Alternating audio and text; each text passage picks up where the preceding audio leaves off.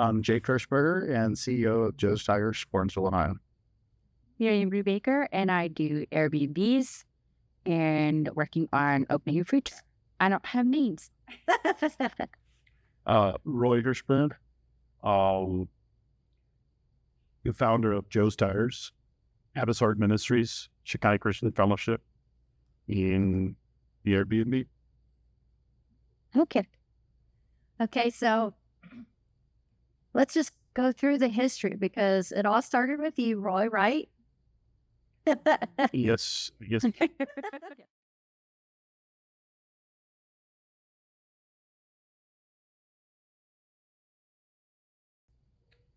Well, I worked in a factory, and I come to realize, just rubbing shoulders with the owners of the factory and communicating with the higher up and stuff, I come to realize that I can always be working for somebody else, or if the sooner I put my money working for me versus I work for the money, I come to realize that, that is where the success is, to actually get my finances to start building for me versus I always work for a paycheck.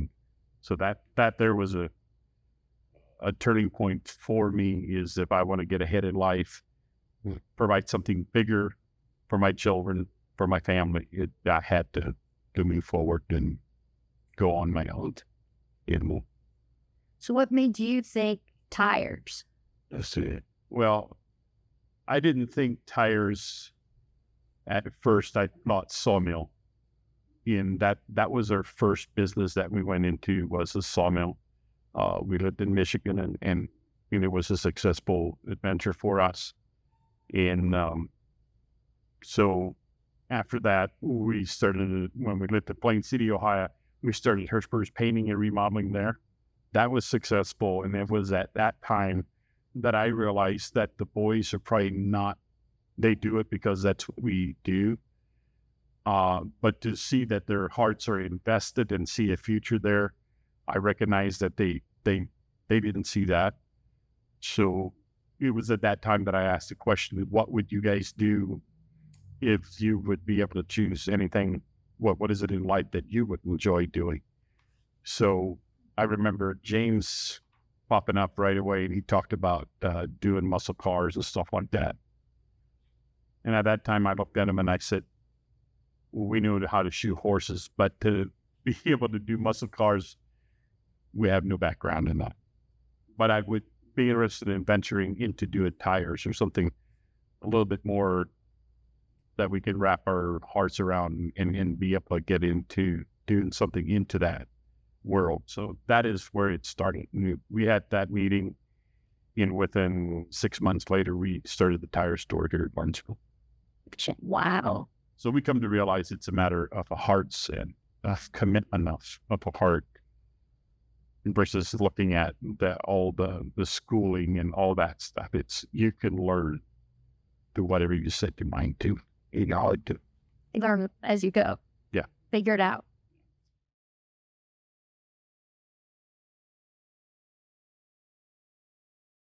Yes. Like my grandpa would have been a buggy maker. Mm-hmm. The Amish buggies, carriages and stuff like that. And then I had 3 uncles. That's what they did as well. So yeah, no, it was. Your mom had a greenhouse. Yeah. My mom would have had a greenhouse. Mm-hmm. My dad had a sawmill at one time. So yeah, that would be an artist. So you saw modeled in some fashion. Right.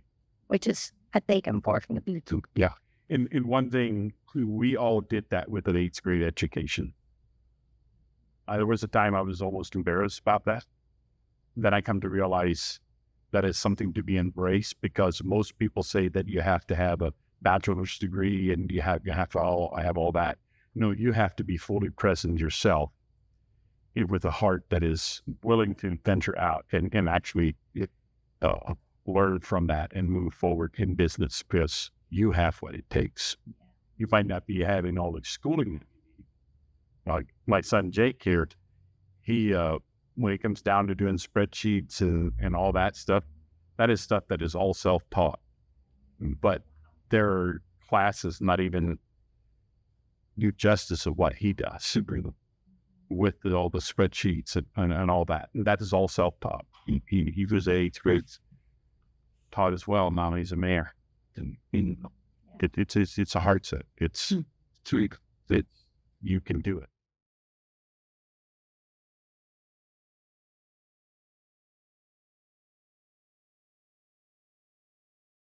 Well, I mean, probably growing up in the culture that in the Mennonite culture, that was not, women, there you have fairly defined gender roles. And so, no, it was not something that I ever thought I would, venture into doing on my own, or like start something or do something. It's not that it's discouraged. It's just not something, that we do in our culture very much. So yeah, I didn't think about my future with that a whole lot, but I soon realized that that's what I gravitate towards. Like that's what, I would oftentimes listen in on the men's conversation because it was probably more interesting than what the ladies were talking about. And so I didn't really fully embrace that until probably till we moved back to Ohio here. When I got married, I moved to Alberta, Canada for 10 years. And then after we moved back, well, my husband and I would dabble in some real estate deals up there. But then, when we moved down here, it was like, I want to do something for myself. And so, I guess I didn't grow up thinking that way. And yet clearly it was something that was instilled in all of us ever since. That it's okay. Yeah. Yeah. With it. Because there's risks. There's, you fail. But then you got to pick yourself back up and try again. Yeah. I think it's something, when you fail, that you fail forward.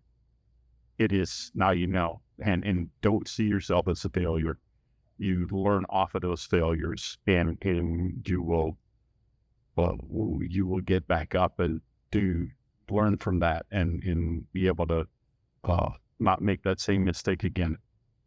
Making the same mistake again is just stupid, but that's some people do that. I say some people do that. Do the same thing over and over. Yeah. And for me, it was learning. Like I've always just knew. I worked on a farm for a bit, but not very much enjoyed that part. But then worked for Dad for painting, remodeling, and then on the sawmill I helped there, and then started the tire shop, which we loved, the automotive industry. But then it's always just been working for Dad, and never considered going and getting a 8-to-5 job somewhere. Like it's something that we are going to have our own businesses and be partnerships and to the entrepreneur stuff. So that's something we enjoyed. Never didn't expect growing or doing as much as we do now. But that's something that we enjoy, the real estate aspects. So we do a lot of real estate as well and different things like that. So never expected doing that much. Definitely always been a passion. Love it. So Jake, how old were you when you worked on the farm? I started on the farm when I was 14. And then by the time I was 15, I was managing the farm. And then at the age of 16 is I got my license. So therefore we could now be another crew for painting and remodeling. So then we started the painting and remodeling, and then I could drive for that and stuff. So I'd have been like 15 and a half or 16. But you were milking how many cows? We had 110 cows and then farmed 600 acres of grain. So, it was a pretty big operation, that he was, but he knew responsibility and managed that well. Miriam was how old when you started working at their Dutchwood? 14. I might have been 13. Something like that. Yeah. And a lot of that was we worked because we needed to. Like we needed the money to put food on the table. So that has created something that used to be embarrassing, but we're grateful now because that has taught us so much in life that we do all this. We have more means now, but the means is worthless. It's God has given us the responsibility to share and provide and to teach others and stuff and to share that with others. So doesn't have a grip on us. So that's something that's very important aspect of lesson of life.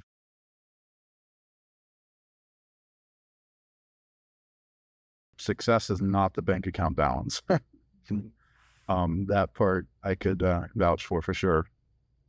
For us, when I look at successful day at the business as making sure that our employees are taken care of, their families are stable and taken care of, and that we are teaching them to be better. So when an employee comes to our business, and when they lead, because often we are a stepping stone in their life, I always want to make sure, did we leave you in a better place now? Have you learned valuable lessons in life? Are you in a better place now than you were before? And hearing that as a yes, that's by far more important, and that was a success. My answer to that would be the success is when you have money and money doesn't have you. Can you see? That was a huge thing for me. When I didn't have money, there was something in me that I had to go after money because I thought money was the answer. Mm-hmm. And then I come to realize after a while, now I have money, but money doesn't have me. Mm-hmm. You were able to share with others, and it wasn't seeing how big a checking account you could have. It's about what you can do with what you were entrusted with. Absolutely. Yeah.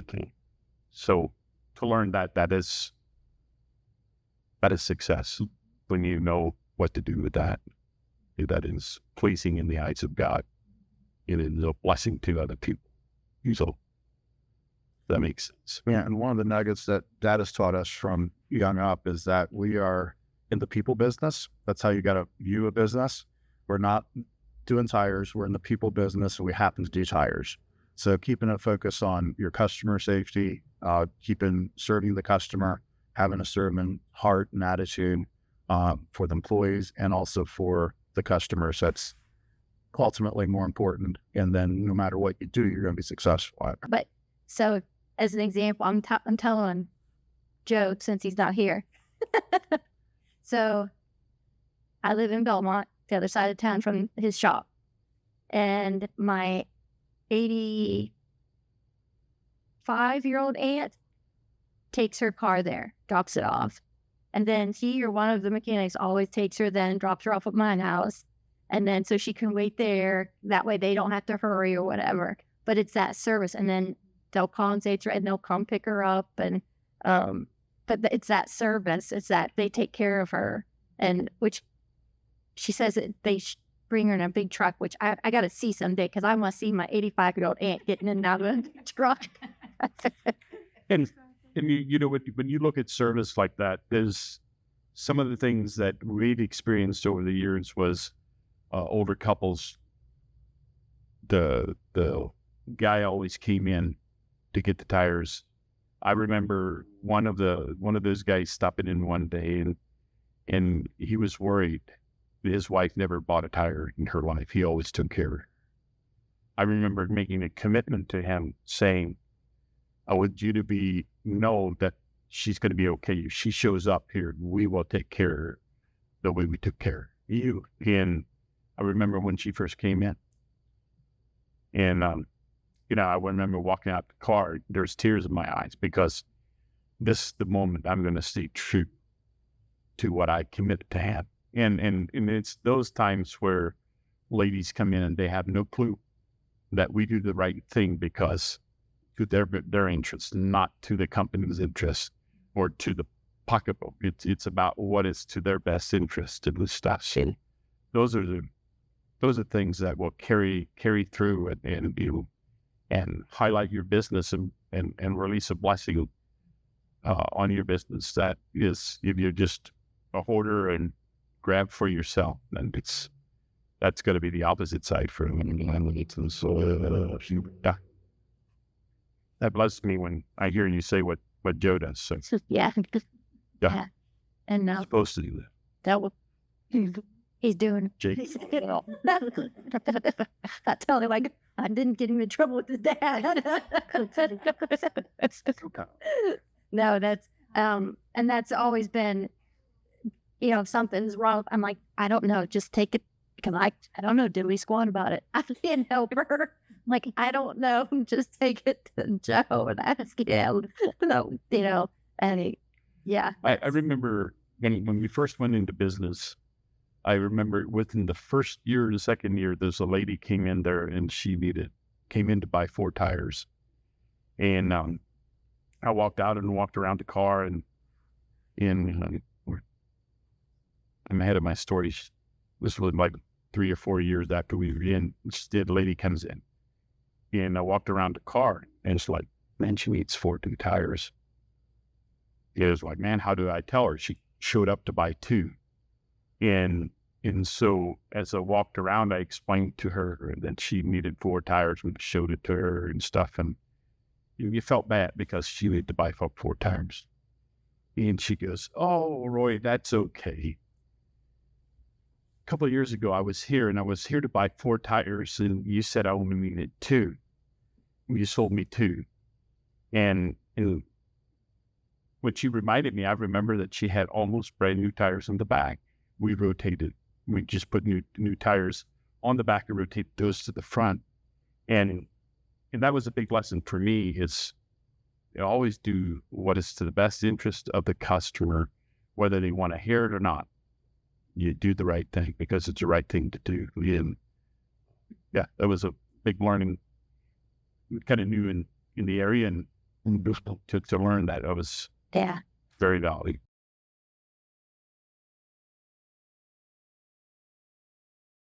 Well, one of the failures that a lot of people do, and it's also key to success, is they don't ask questions. One of the things when you're an entrepreneur, a lot of people think that they know best and they want to dig in and do it, you know, but we need to ask questions. We need to ask advice. We don't know it. And if we don't ask questions, we'll never find out. So that's one of the things that I think has been key to Dad and all of us is just we keep asking questions because even, you know, you might look at us as a tire expert or entrepreneurs that are successful, but yet the next thing we do tomorrow, if we didn't ask questions, we may fail tomorrow on something. So it's very important. And ask questions is not just what you want to hear. Ask questions what you need to hear. I don't care how many businesses a person starts.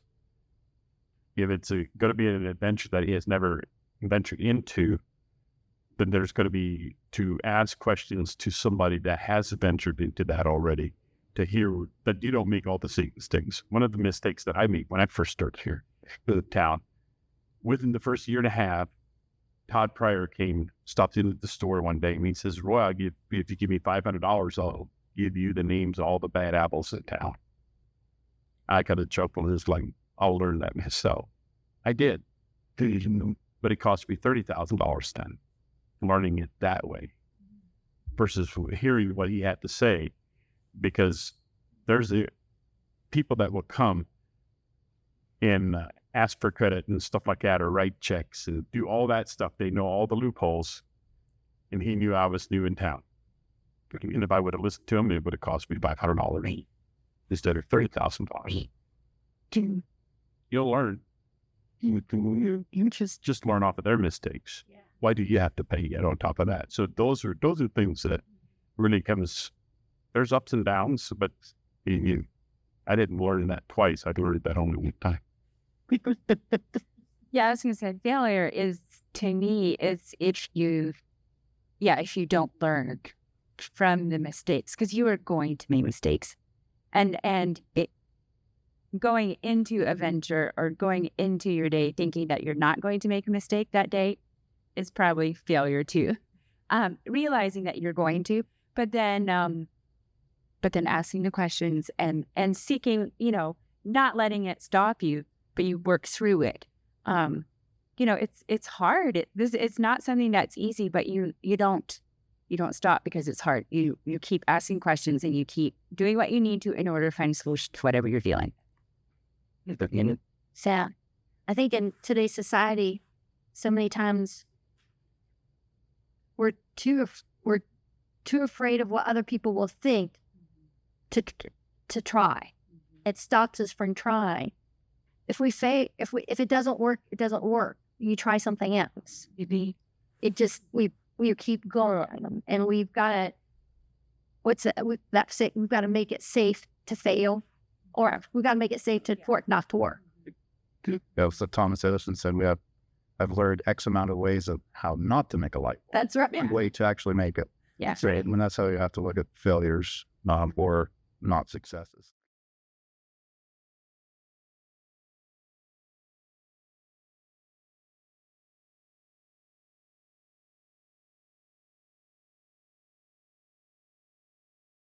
Well, first of all, I would seek to find out what kind of advice he's looking for. And one of the first advices, a lot of times when people start is there's going to be, are they going to be able to make money on it and stuff like that? And this is one of the first things I always tell people is, well, you have to be able to have a product that you can sell for more than what you pay for. I mean, those are just the raw basics of the fundamentals of business. I mean, you buy for less and sell for more. You got to be able to do that. You do it knowing that you're giving this service, still giving a good service to whatever you do. And what is that retail? Is that wholesale? Is that whatever business you're going in? To be able to understand some of that. But if you go in business just for yourself, not as a service for the community, then you're probably going in for wrong motives and stuff. You have to know that there's got to be something that will serve the community. I think Jake touched that on earlier, as we're in the people business, and then sometimes we put on tires. We sell tires. That sells a lot of tires. But when we are able to walk out in the parking lot, walk around that vehicle, and actually the vehicle tells you a lot about the person that drove in, or their car seats, their hunting gear, whatever, and you can tap in on their interests and find out what their interest is, to be able to. There's a single mom coming in there and asking for one tire, and she needs 2 tires. Guess what? She's not leaving with 1 tire. She's leaving with 2 tires, even if we have to eat that 1 tire. I mean, it's about safety now. It's about her being in desperate, just thinking that she can get by with 1 tire. No, she can't. She's not saving her children, not safe, and nobody else is safe on the road. So we have to look at that from that angle and say, hey, we're going to put the second one on for you. So yeah, kind of got sidetracked when we were. That's okay. Question. Yeah. If somebody would come to me asking for starting a business, or what do they need, and what's important things to look at? There's people, when they go to start a business, we have something we're good at, something we're passionate about, and now we want to provide that for others. We're not a one-stop shop. Like, we can't do it all. Like, is it from auto detailing, or is it, brakes, changing brakes, or is it painting? Whatever it is, like, we're good at something, we're not good at everything. The entrepreneurs that we have in our region, we see it a lot, and heart goes out for a lot of them, is that they're good at doing this service, but they're really bad at book work, or being able to do certain aspects of business administration that is important. And there's a lot of legal aspects, from insurance to, if you have an employee, you need your workers' comp, you need all these things that are extremely overwhelming for individuals that are not good at it. Would be partner with a good CPA, have a business partner, or hire somebody that's good at that. So they have a team that is able to do it. Like in our family, Dad was extremely good at the customer service, connecting with customers. My brothers are really, really good at business operations aspects. I struggle in the business operations. But then I love and am passionate about the tech side, the business administration, and that kind of stuff. And so, as together, we made a good business and something that could grow. And Dad moved out of the tire business, but yet we have other people that are able to fulfill that need, because I'm just one person. I can't do it all. So it very much takes a team. If you're content with being a business owner, operator, one-man show, it would be a struggle. That's great. You can do that. Don't shy away from that. If your business goals are, I want to have a business, I want to grow it, I want to have 10 employees, or I want things like that, it's very critical that you early on get the business administration aspect figured out and get a partner that can team up with you. And there's multiple entities that are willing to support and help that. But you got to ask the questions.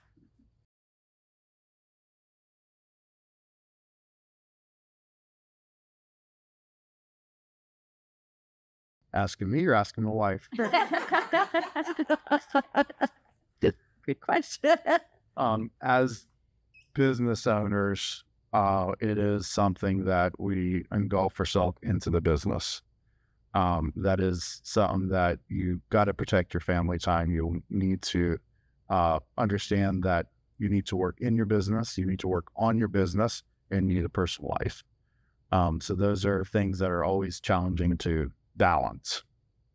I would say that's probably the biggest thing I would say too, is in order to be a successful business owner or entrepreneur, you have to have balance. And that is, what gives you life, like what energizes you. Yeah, it might be going to work that day and whatever, but if relationships are suffering, with your children or your spouse or whatever, that's draining. And so therefore, it's all interconnected. And so to find the balance and making sure that you're taking care of all those aspects in your life.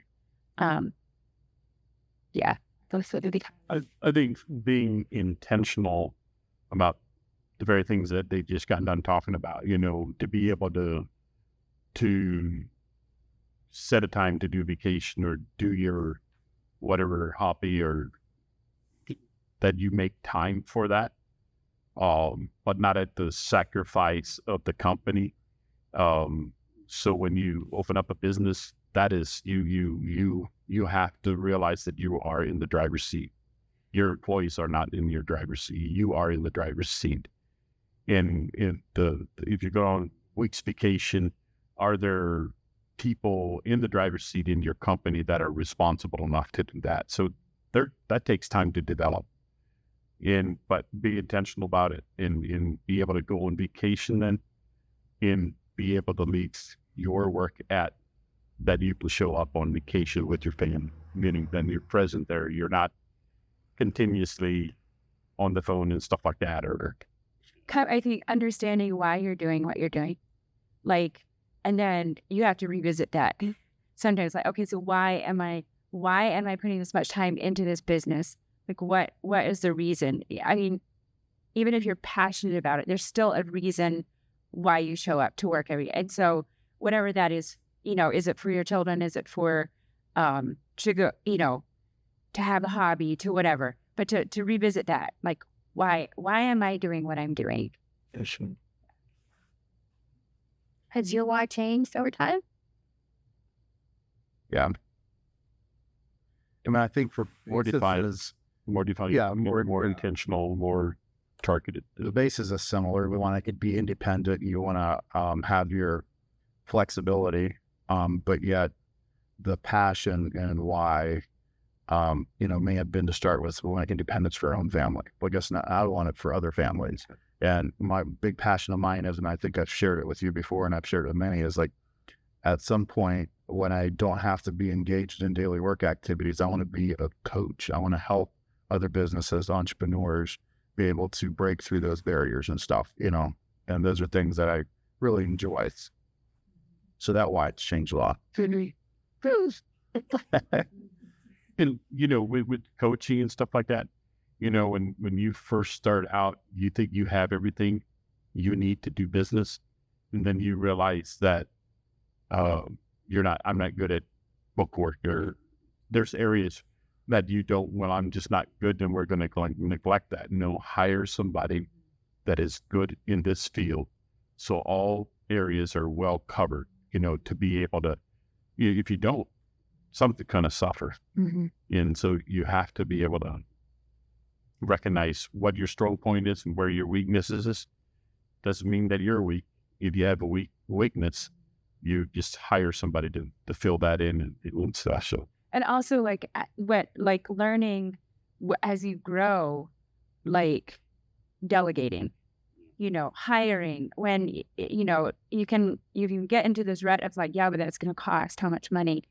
But in order to grow, I need to hire this out, spend the money so I can grow and potentially make more money.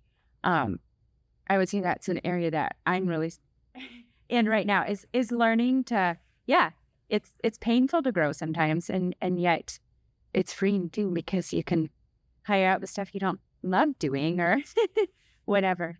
But going back to what we were talking about, like advice that you would have for somebody who is starting a business is also being willing to pivot. Like, you go into it thinking, this is what I'm going to do. And then maybe realizing that, oh, maybe this isn't quite the need or fulfilling the need that is, here. And so being willing to pivot and make adjustments and not being set on, okay, I set out to do this, so I'm going to do this. But I mean, it's ever changing, and being willing to go with that, I would say, would be a huge thing. I know. Yep. Another advice for once you are a business owner, that you see a lot of people not protect would be, and we have used the analogy. Some people would use the golden goose analogy, but we have, from farm and stuff, use the cow. Like, you gotta, if the cow is your business, then you can milk the cow. That's how it produces milk and stuff, but you can't eat steak right away. Like, those are things you have to protect. So if the cow is sick or if it's lame or anything like that, you have to protect the business. You have to protect the company if you want it to survive the future and stuff. And so many people can, especially entrepreneurs, they'll be like, well, my mortgage is late, so I'm just going to get some money from the business and cover that mortgage. I'm going to do a draw. Those are things that you have to figure out. Like, you can't do that. You have to protect the business, grow the business. The business is what is going to sustain your future. So you've got to keep it a priority. You got to know when to buy the motorhomes, the Sea-Doos, the boats, the Cyper trucks. You got to know when to buy them. You can't buy them first and then. So I'm just saying, vacation home. Yeah. Okay. Yeah. All right. It was on my heart to say, as I just said it. That was not pleasing at all. At all. But that. I'm so glad I did. But that's a very good valid point. Is to know when to make those purchases. But those purchases will in any way threaten the business, then you have made a wrong purchase. You made a bad purchase. You've done so. But then on the flip side of that, there is also a tendency, this is me to speak for it, to also be willing to be like, okay, now is the time to, it is okay to spend a little money and for things that, would bring enjoyment to you or your family or whatever. So, yeah. I tend to err on the other side. Sounds okay to buy it now. Yeah. So I mean, I would say whatever you want to do it. I'm not getting in between this. You are. Literally. Nobody got a failing dinner without them done. I think it's okay. But one thing that I realized, the adventure of entrepreneur in me is recently Jake and them are setting out to do something right now that it's not public knowledge. But I just told him the other day, there's something in me that this is what I miss. And yet starting the food truck, this is what I like. It's something to bring to the community that the community will enjoy, and we will enjoy delivering it and lift it up and off the ground and get it going. So it's, again, I thinking us three sitting here, the detail in each of us is so different. Yeah. And the adventure part of the entrepreneur, Jake actually have to have people on his team that would actually enjoy doing that more than what he does. He loves to do the behind the scenes details and stuff like that, that he's very good at. Yeah. Have you ever counted up how many businesses are in the family? We know how many grandkids. So How many businesses are in the family? Well, I don't know, when you look at an acorn, how many trees are in that acorn? So when you really look at it, it's so important for us to do it right. And, when you play football, don't take your energy back into the dugout. It's got to stay on the football. All your energy gets used there. And so those are the things that you do it right, because there's next generations. You're teaching the next generation this stuff. So, but yeah, I don't know how many businesses. Just like, and that I'm responsible for, you have your structures, so you have your like parent company, you have your asset companies, real estate, vehicles, all that company and stuff. Profit centers, that would be more like a actual business that operates, that we buy and sell merchandise. Those are, that's what the public sees essentially.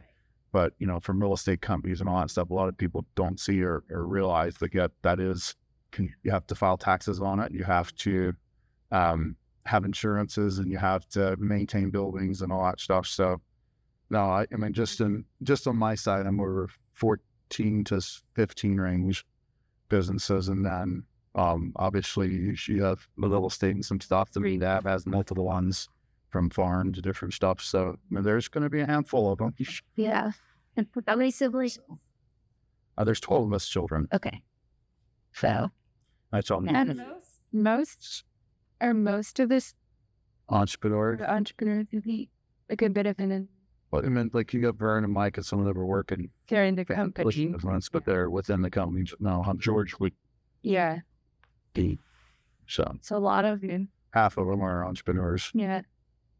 Running their own business. Yeah. Mhm. Yeah. Yeah. I think that's.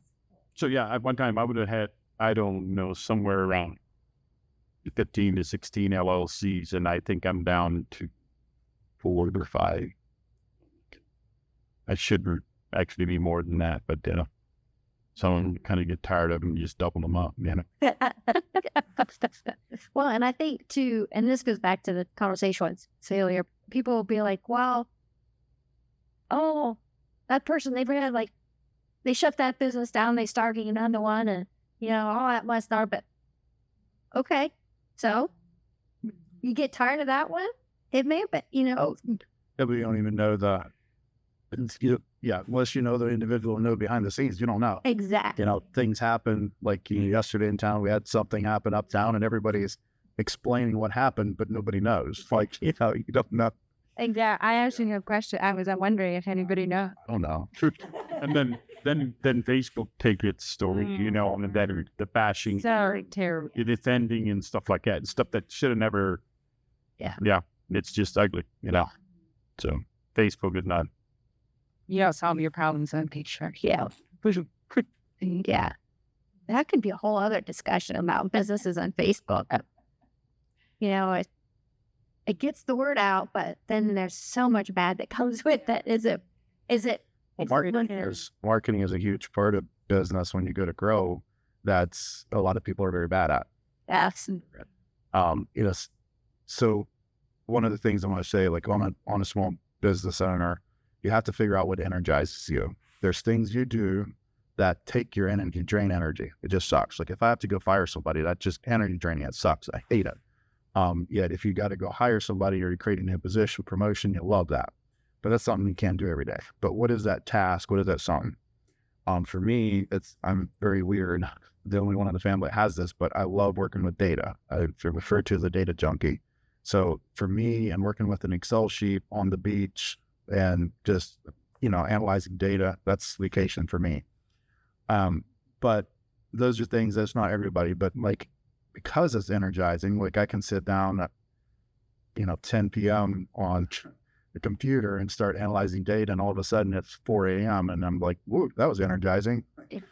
But yeah, those are things that it's good to figure out what that is, knowing that every business I've purchased, what that niche was that energized that previous owner, what he said, this is the most profitable part of our business, and we love this part of the business, ended up being their least profitable side. You got to know that, that's an energizing thing. Do it. That's great. But you've got to understand where's your profit at, what's important. Like you have to, do what's best for the company. So there's a place for that, but you have to also limit that. So, but yeah, we've bought 3 businesses, and those are things when you analyze that, it's, and each owner, each entrepreneur with that, I love this. This is my most profitable part of the business, and it was the least profitable. So you just had to revamp that. That's interesting too. But that goes back to, I don't think a lot of entrepreneurs understand the business, really the business side. They go by what they love to do. Yep. And that's not always facts. Yeah. I remember speaking with a business owner several years ago, and she was telling me what made her product unique. She's going into all this detail. I finally looked at her. I'm like, are you making money on that? Her employee right beside her said, no. The owner was like, but, there's no but. It will kidding. And you can do that, but that's got to be on a small portion of your time now. You have to make money. That's exactly it. And that can't be everything that goes out the door. Mm-hmm. That's right. But you can. If that's energizing, that fulfills her passion, that's great. But limit that. Exactly. You got to know that it's not profitable. And that's why people, when they go in for I have this hobby and I want to start this business, they don't realize that the amount of time you're going to spend on that hobby is going to decrease probably substantially because. And sometimes that can be so bad because you're literally taking your hobby away. Exactly. Because you're making it your job.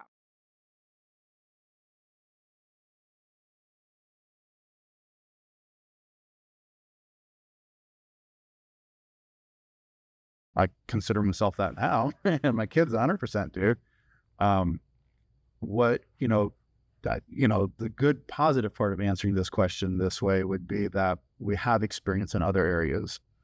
And Appalachian in this area, especially Barnesville in this area, is everybody has your back. Like it's a community, it's a tight-knit community. If you're good, it's going to reward you. If you're not good, it's going to be found out. And but there's that ability to support each other. If there is a disaster, everybody's there to help. So there's a lot of blessings in that. It is a big community. Yeah, I don't know. I don't know that I really would necessarily consider. I've only been back here for 7 years now. So, but although I did, I am Canadian too. Yeah, a couple times. But I just the other day though, I did think, this is home, So maybe that's the question I have to think about a little bit more. So, yeah, I would say there's a sense of community here that I think you have to earn everyone's trust a little bit. But once you do that, the community will rally behind you. There's just a point of almost you have to prove yourself. And then once you do, then you're good. So in that sense, yeah, there is a strong sense of community here, and I really enjoy that. So yeah, I guess I'd probably leave. For me to really think of, the area Appalachian, region, did I ever see myself even recognizing that I live in that area? So I didn't realize that until the other meeting that we had with you. You kept mentioning that. It was like, I never thought about, I thought we would go on the east to go to where the mountains are. I didn't really think Appalachian area and stuff like that. But living here, I would definitely echo, as far as community, um, is huge in this area. I mean, it's just amazing to see how the community takes care of each other in this area.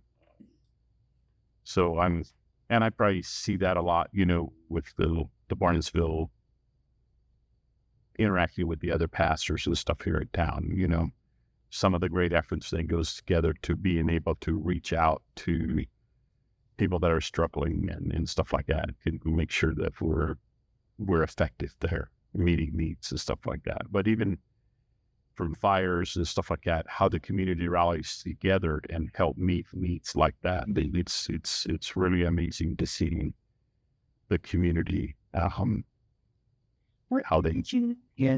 I'm sorry. What year did you move? It was 2003 when we started our story. Fancy. Anniversary. We lived in this area probably, about 13 years now. I think it's close to 13 years that we actually live in the. No, it's longer than that. I was gonna say You moved out. I was 7. moved to Bethesda. And I got married in 08, and that's been 15 years. It'll be 16 years this fall. So with the year 5, 17 years. Yeah, I just missed a couple. Yeah. We don't. He felt the math person. Because when we started the business, we lived in Zanesville. Then a year later, we moved to Antrim, and then a year later, pretty well extended year leases, we moved to Lisbon, and we lived there. And we started a couple tire shops up there. Drove down here for 2-3 years, and then we moved to Bethesda. And then in Bethesda house is when I got married and moved to Barnesville, and I've been here since. And that, I can move to Somerton now, so It's longer than what I thought, dude. Yeah. Time flies. But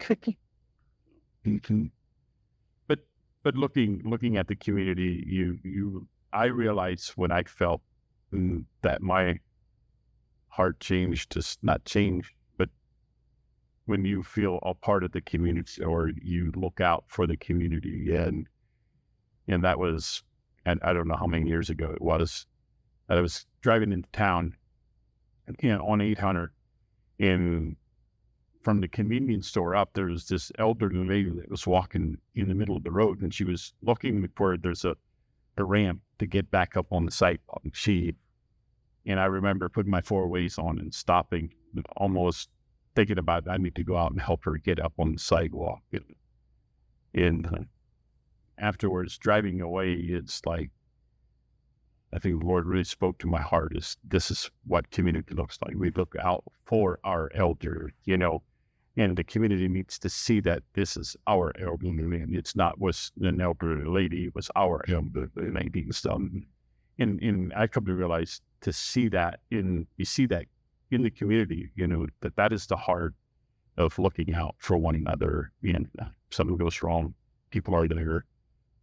We seen clothes drives and stuff like that, even when school starts, how people come together and realize not everybody's got the finances to get their children dressed to go to school. And then there's clothes drives and the stuff that we do to help make that happen for the families that are struggling.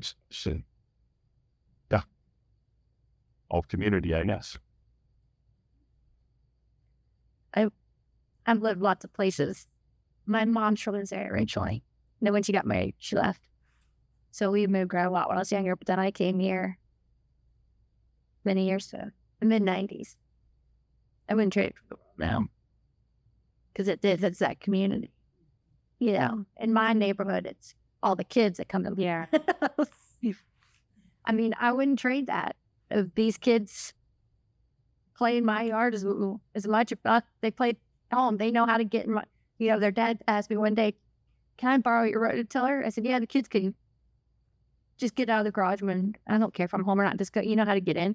He goes, "I don't know the code." I said, "The kids do." Just tell the kids. That's helping each other out. And I mean, if I need anything, the neighbors are there. You don't have that every day. Nope. Yeah.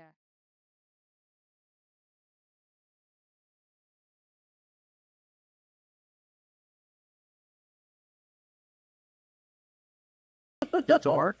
Get to work. What did you say? Get to work.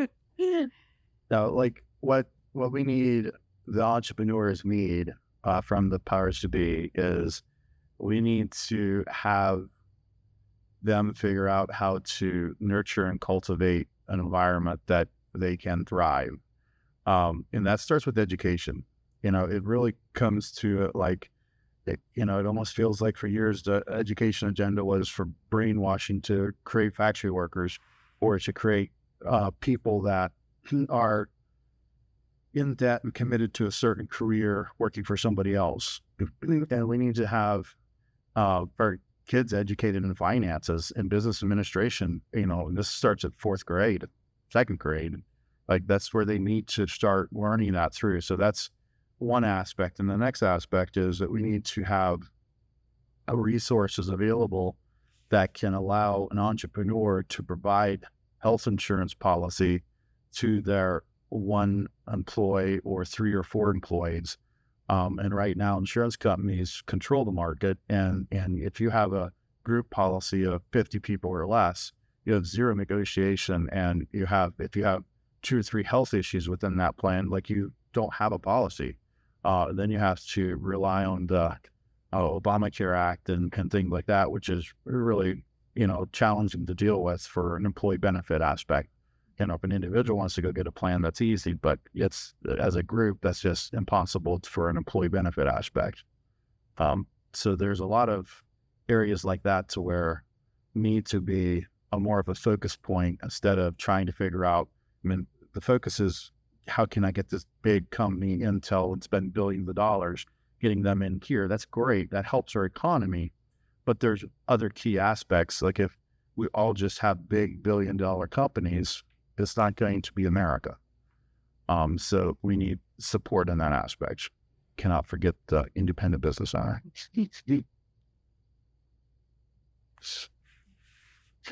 What he's, I was going to say, I feel like I don't have any. I think it's the education is way overdriven. And yet am I against education? I am not. I do not.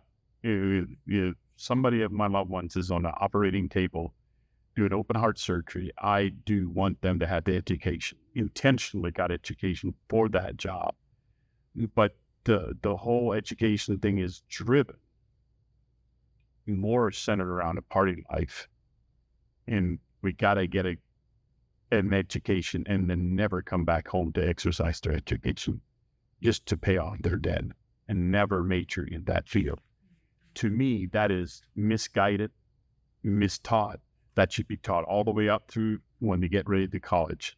And if they're not ready for a career at the age of 18, when they come out of high school, they don't have to go to college at that time. Whatever time they're ready to major in something and venture in something, that they could get for that education. And it's sad that our student debt loan is that huge. And we think the students made this mistake. No, we made a mistake. We misguided them. We mistaught them. And I think just a lot of, because it's that type of a drive and to move for education and stuff like that. And it's, so yeah, go tell them. I was listening to a podcast the other evening by Michael Gervais. That's how he says the name. And it was so interesting because he said, when the Industrial Revolution, he said that's when we started the extraction industry, where it was, and I never heard it put it like this. He's like, then it became extracting how many widgets can you do in how much time. That became the extraction. How much work can we get out of you? And extract. He said, we have to get away from that and to ignite. Wasn't that the word that I wrote down? Because I showed him my Post-it note. We have to get from that to the ignition, or ignite those ideas and that. And and that's when that opens, and those possibilities. Instead of that, we thought, oh, that's an interesting way to put it. I hadn't thought of it. But those are the things that, like in Kenya right now, for the children that came into the home, is over there, they're even more education driven. I mean, because they can't even get a job anywhere if they do not have some kind of education. They went through college or something, And so our oldest two, one is in college now, and the other one just came through. But when we talk, what do you want to do? What is it that is in your heart that you feel? And one was a mechanic. So we actually found what do they call it with her? It's more like the Belmont College. More like Belmont College. Yeah, something to that nature, where it's hands-on. There's some trade school, and somebody sponsored trade school for him to go through. And the other one is, I should know exactly what he's going to college for. He just started a week too. But be intentional on knowing what you want to do, what your career is going to look like, and then target that. You get ahead from that. Yeah, it's got to be focused. If we don't, then it's got to be, we will misguide our next generation. It's not fair. It's not right.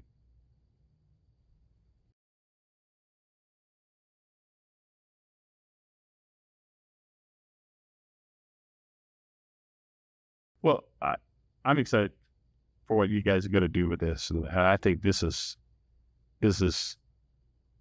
good to be able to, if this can bring hope to somebody else and encouragement for somebody else to start up a business and just to step up and step out. That's where we're at, is not stepping back and actually just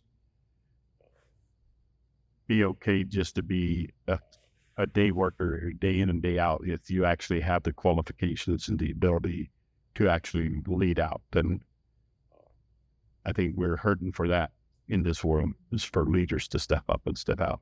Either way. So one more thing I thought about, something I think is important that every business owner intentionally spends time on, is figuring out how to deal with stress. Stress is something that you're going to deal with. That is a financial, employee, family, whatever it is. And then the more you do, the more stress you're going to have. And then being able to figure out how to deal with that stress in a positive way. And it really just comes down to a mental mindset. How do you deal with it? Because if not, you're going to have stress that's going to create anxiety. You're going to have health issues. You're going to have a heart attack. You're going to have so many things go wrong with you. And then performance is not going to be there. And your mind's always going to be busy and stuff. So, but being able to, like even just doing the interviews here now, like I have a lot of stuff going on, but yet I'm able to focus on this and be able to do this. And if I'd be stressed out about something, I could. But those are things that are important, having that team and everything, but knowing how to deal with that. That's something that I've worked on for years. And there's not a one fix. Everybody's going to be different on it, but continual education and how to better yourself. There are a lot of books, audiobooks, for me, since I don't like reading, then help you through those processes. But that's something that you have to work on yourself, is how to deal with stress. Dad always says, we don't have problems, we have issues that we're finding solutions for. Yeah. And I think that I have learned so much from Dad and from Jake, and and just it'll be okay. Like, you just have to work through this. And 2 hours later, my anxiety has come way down, and my circumstances haven't changed in 2 hours.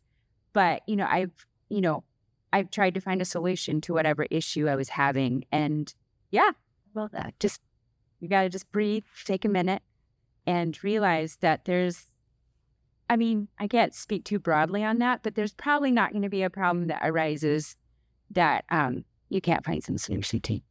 It might look different than what you thought or whatever, but there is a solution to it. And when you actually see it as problems or situations, problems means that it's how are you going to solve the problems? But when you actually see it as a situation, I learned that as one time we went to Jamaica on a vacation down there. And one of the first things that the tour guide said on the bus, we were with a big cruise, and he says, one thing I want you guys to know that here in Jamaica, we have no problems here. No problems in Jamaica. We have situations. And for every situation, we have a solution. And he was trying to encourage us, you might find yourself in a situation, but just hang in there. We're going to find a solution for it, And that's something that I brought back to the company, because it was like, wow, that's powerful, really, when we actually stop and think there is a solution for every situation that we have. And yeah, there's answers there. So, and generally, as an entrepreneur, you're finding a solution to somebody's problem. Like, that's what you're doing. Whether it's with real estate, you have rental properties, you are finding a solution to somebody's problem, or, whatever, tires, like you're fulfilling somebody's solution. So keeping that, like, remembering that too. That's a good, I like. I think along with, as a company grows, learning how to delegate the work or allowing it to stress you out.